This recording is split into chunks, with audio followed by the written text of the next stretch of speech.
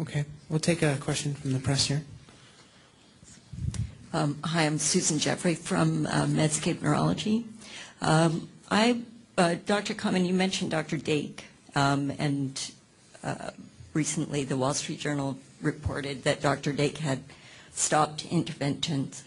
I wondered if you could give your perspective on that, whether it caused you to rethink anything that you're doing, or just what your perspective is on that.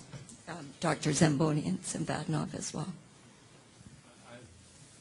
I've talked to Dr. Dake about his experience. He's done, or had done at most recent count, I think about 35 interventions for CCSVI. He had 2 complications, one related to a migrating stent that was dislodged from the jugular vein and ended up in the right heart, and didn't have to be, but was surgically removed. And another complication related to antiplatelet therapy and anticoagulation for a patient with a stent. He, I think, was asked to stop or told to stop by, I'm not sure on what grounds, whether it was ethical or the way his study was being conducted. I honestly don't know why he has stopped, but I know that Dr. Zamboni has stated quite in black and white fashion we shouldn't be using stents in this treatment. So. Yes, I want to add that certainly stent may give the opportunity to treat stenosis and probably to prevent restenosis. However, in this particular phase, we need to assess by rigorous randomized control trial using sham surgery, of course, the real effect without no confusing data regarding placebo effect. So we need to have no doubt about the effectiveness of correcting coherently venous narrowing in CCSVI. But we need to use the safer technique. We need to, for this reason, for assessing this in this phase, we need to be more safer as we can. And so I recommend angioplasty.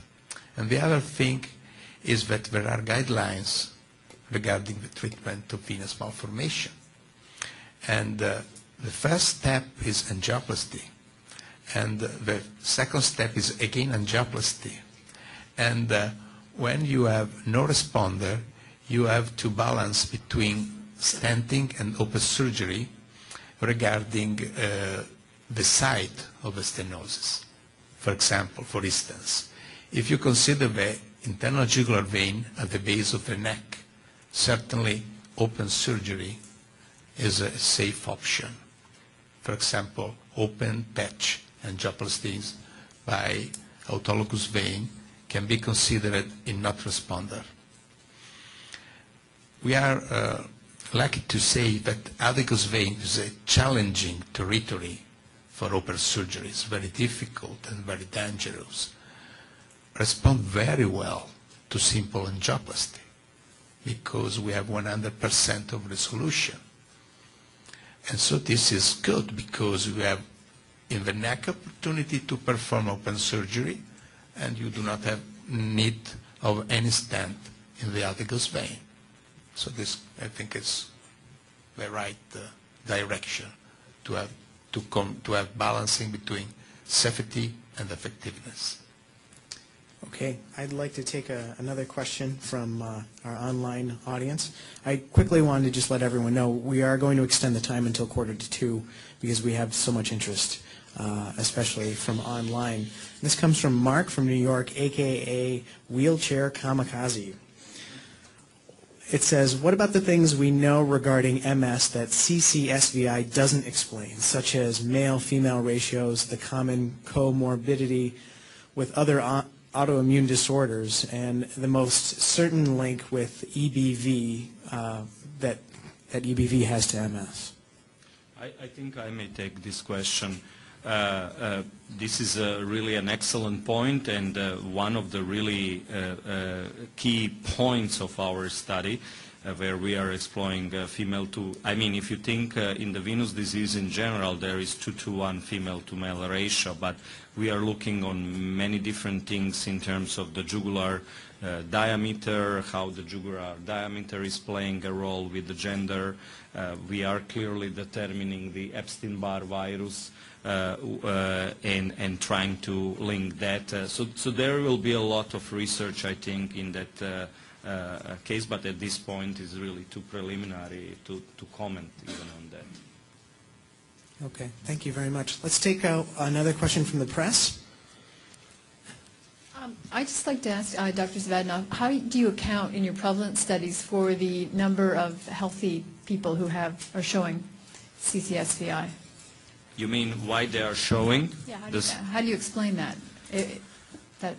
That's why I said that my interest in this research is probably just bigger than its MS. I want to understand, you know, in the hopefully next decade of research on this, whether who presents, because if you look at my other neurological disease data, these were mostly people with inflammatory diseases, right?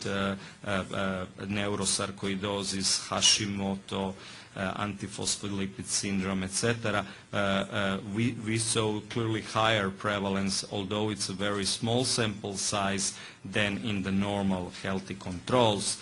Also, we had seen some tendency of the higher prevalence, approximately 6%, in the familial healthy controls than in the non-familial healthy controls. So clearly we want to understand, if you are born with one jugular vein closed, what does that mean for you if you never develop MS, and is this just one point in the cascade of many things, and I have some nice slides on this, that if you are, you know, living in Buffalo and there is not enough vitamin D and smoking, etc., we need to link that to the other risk factors and determine if this is just an epiphenomenon or maybe a risk factor.